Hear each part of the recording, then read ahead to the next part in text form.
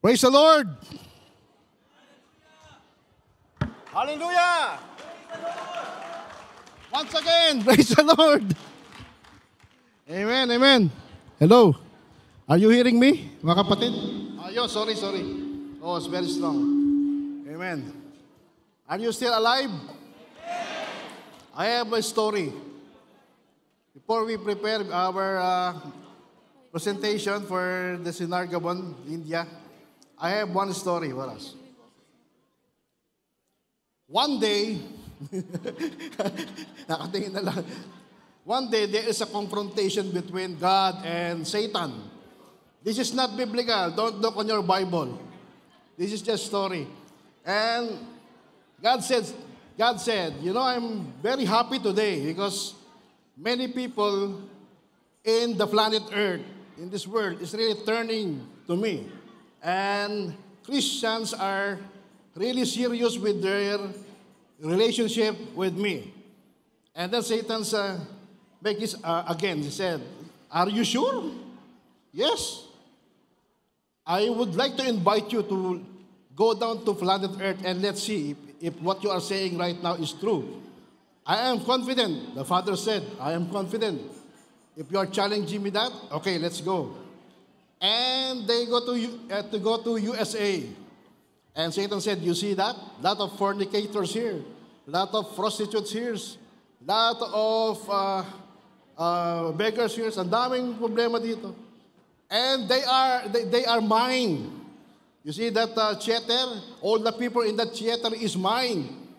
And God said, really? And then Satan said, let's go once again. Let's go to Thailand. You see, in Thailand, lots of prostitutions, lot of corruptions. And you know what? A lot of countries they went, and then God said, it really feels sad. But I have another one request. Can we go to UAE? UAE? Let's go. In the twinkle of an eye, they already there in UAE. And God said, and Satan said, where you want us to go here in UAE? Better let's go to Sharjah.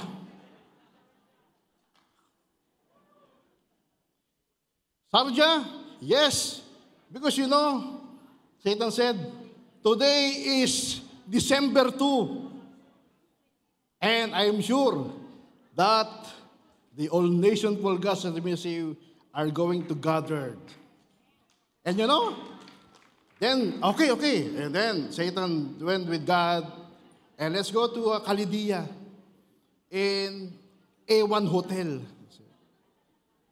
You see that, people? Then God said, now I am very happy because all of these people inside this room is mine. And you know what Satan said? Are you sure? Look at your neighbors and tell, are you sure? See the people at the right of the stage wearing white dresses. They are sleepy.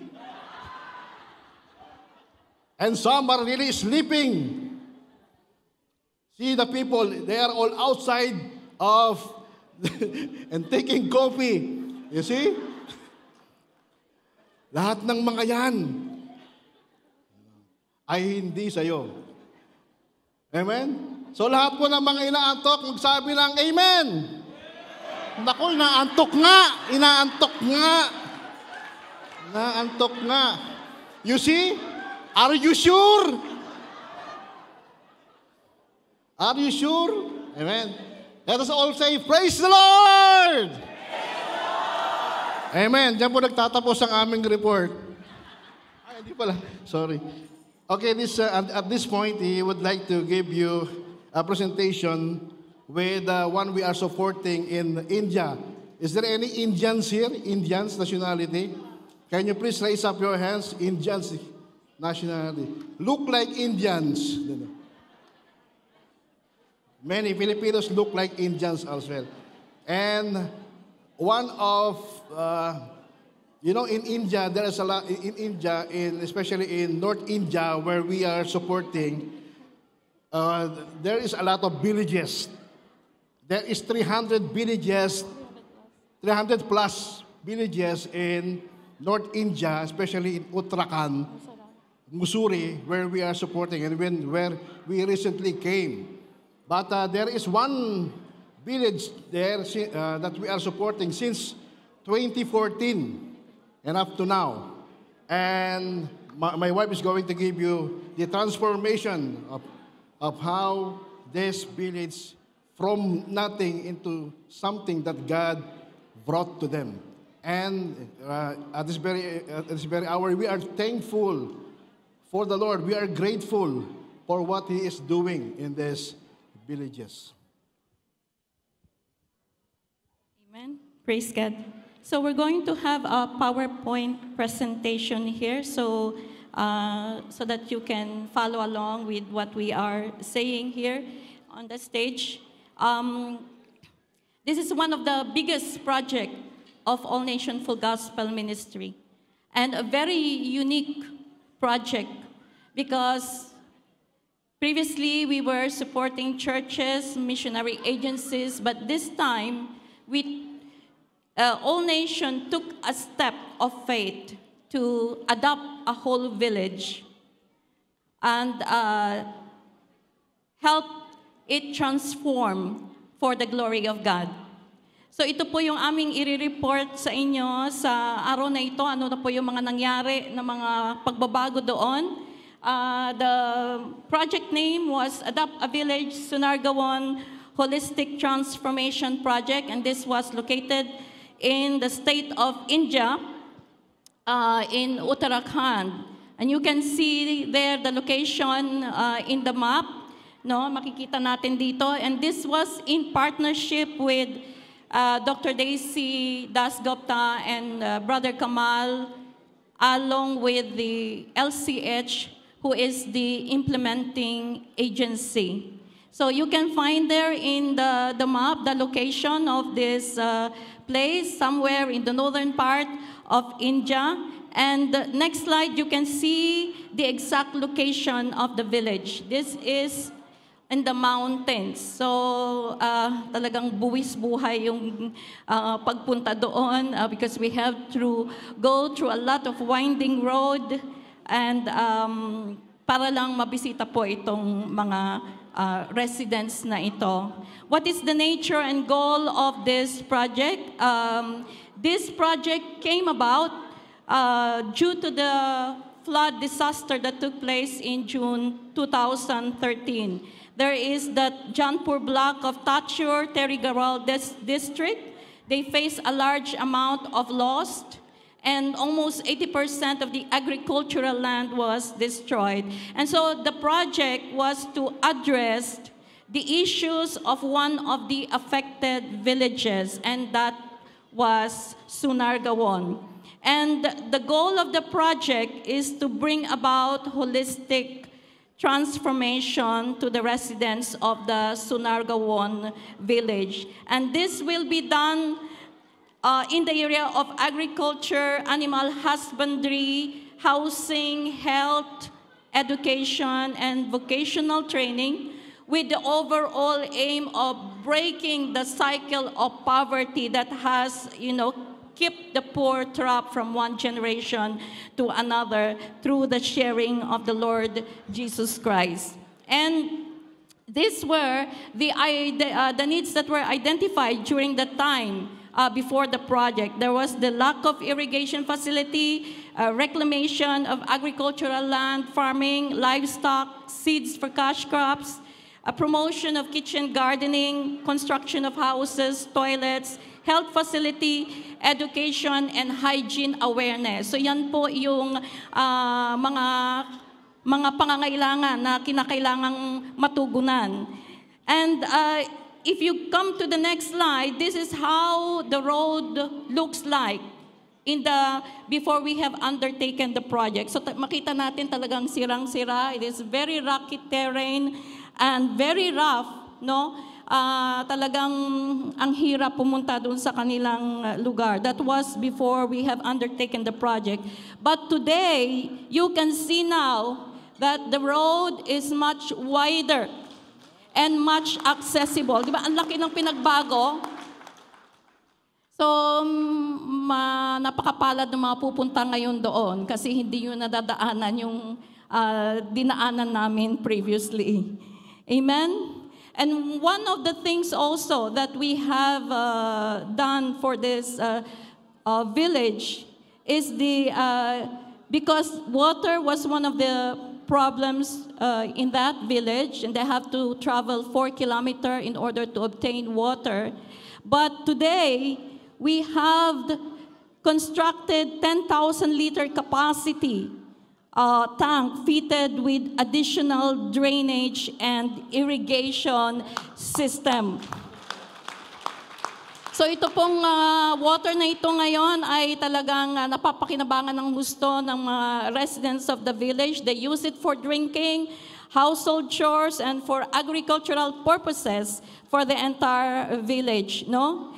And they are using that as well for the cultivation of their land. So now they are able to plant different kinds of seeds, like potatoes and peas and onions, no? At yung nagsosobra dun sa kanilang pananim ay ibinebenta nila ngayon to add additional income for the village. If you look at also next the housing condition during that time, I want you to have a look at that housing, na ganyan po ang kanilang itsura ng kanilang mga bahay, no, talaga namang hindi mo masasabi na talagang bahay pa ba ito, no, ng tao. And the second, the other slides, you can see the inside of their broken homes. But praise to God, after we have undertaken the project, this is now how the village looks like. Amen? So meron pa dyan mga ibang mga houses. Ayan, isa rin yan sa mga pinagawa ng All Nation Full Gospel Ministry at yung mga houses to address the housing problem during that time. Even the pathways have also been cemented in that village, so they can, you know, it looks more clean, and they are comfortable places. I mean, the steps there are more comfortable for them to walk on. Another problem was the toilet. They don't have any toilet at all. So ito po yung mga pinagawang mga toilet din ng All Nation Full Gospel Ministry. To God be the glory. So they don't have now to use field, you know, but they have their own, each of the families actually have been given their own separate toilet. Now to help them with their livelihood program, kung makikita po natin yan, All Nation Full Gospel Ministry also have given them 3 goats for each of the family, as well as other animals, so that yung magagamit po nila yun para sa kanilang additional income generation. And these goats actually have multiplied now and are taken well off. Another thing that we have done also is the vocational training center. This is not just benefiting the Sonargaon woman, but also women who are disabled in the village, and women who are having disabled children as well. That provided them additional income. So nung pumunta kami doon, ay bumili kami ng mga produkto nila, no, like baskets and bags. You know, we have provided the sewing machines for them to be able to use. Another thing is the small-scale industry income generation also. One of the residents of that village was this mini flour mill was installed by Vikram, no, for income generation. So all of this ito po yung ating pong by God's glory po, ay ito po yung ating ginawa, including also there are medical camps and health sessions that are continuously being provided for them. And then, ano pa po, next slide, the spiritual inputs is being done through our partnership as well with the Kellogg Church. Even though yung pong anti-conversion law was passed in October 2022, still the spiritual inputs are ongoing, even though it is done in a low-key manner and very cautious manner, but still it is continuing. And when we were there, we provided as well some gift packs for the believers. So in summary po, since the implementation of the Sunargaon Holistic Transformation Project in the village Sunargaon, there has been a steady improvement in the lives of the community. So I'll let my husband read this. Amen. So far, this is what we have completed in the village of Sunargaon. Very small. Yeah. So since the implementations of the Sunargaon Transformations Project in the village of Sunargaon, India, has been a steady improvement in the lives of the community members. They are able to have a steady agricultural output to the irrigations and farming techniques which the project introduced. Dati po kasi wala silang irrigations, wala silang tubig. So kung wala silang tubig, paano sila magtatanim? At yung tubig nila ay galing sa napakalalim na sa 4 kilometers. So because of the all nations, tayo po ay nagpakabit ng water system at dinala sa taas yung tubig. Nagkaroon tayo ng water collections at dinistribute ang water from Sunargaon. There is a main line at nagkaroon po ng tubig doon sa Sunargaon. Kasi mayroon na sila ngayon agriculture. Amen. And good standard of health and hygiene is now visible in the community due to the provisions of water and toilet for every family. Another one, better housing facility and more accessible road and pathway. As you have seen earlier, they are able to enjoy increased livelihood due to the goats provided by this project. Yung pong kanilang mga animals na binigay po ng All Nations ay binibenta po nila in flesh at yung iba naman ay ginagawa nilang milking business. So yung mga goats nila at bupaloes, ginagawa nilang pinagkukuha na ng kanilang income for milking. They are able to enjoy increased livelihood due to the goats provided by this project. And because of that project, marami tayo napasaya. Amen? Marami tayo napasaya ng mga villagers. Glory to God. Salamat sa Diyos. Women in the group can now write their names and even sign due to the adult literacy program. And because they have the facilities already, so they invited teachers and seminaries para sila turuan ng mga hygienes. Amen? And lastly, second to the last, community children are able to read and write in English due to the Joy Club started during this project. And lastly, community is able to understand, hallelujah, who Jesus is and are able to share the love received during this transformation project. Because of our holistic project in health to them, they feel the presence of God. Because of this, because of showing to them the love, it transformed their life to seeing this is not the work of men, but this is the work of God. Amen. And you know what? This Sunargaon village, it become the model of all villages in this place. You know, there is 300 villages in that valley, and the Sunargaon, which the All Nation Health, is become the most beautiful village in that valley. Amen. Palapakan natin si Lord. And so, maraming mga villages, ano niya sabi? nakakaingit naman tong Sunargaon. Paano ba ito naging ganyan? Bakit ng ganda nila? And some said, God really showed us His goodness and help. That's why sabi nila, baka pwede kami dalawin din ng ANFGM. Amen. Nothing is impossible with God. With God's help, all things are, because He is the source of everything.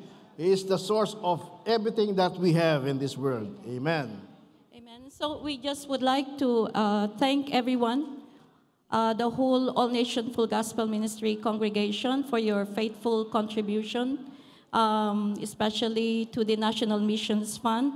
We want to thank you for your prayers. We want to thank you for everything, for all your help, because without your help, this would not have been possible. And we thank God above all for giving us this opportunity to be able to partner with this agency so that this project can take place. And now, because of this, many are being encouraged, and God is being glorified through all of this. So let's continue to pray for the village, that they will continue to grow and mature in the Lord Jesus Christ, and they will be a light and salt in that whole valley of Mutsuri. So to God be all the glory. Amen.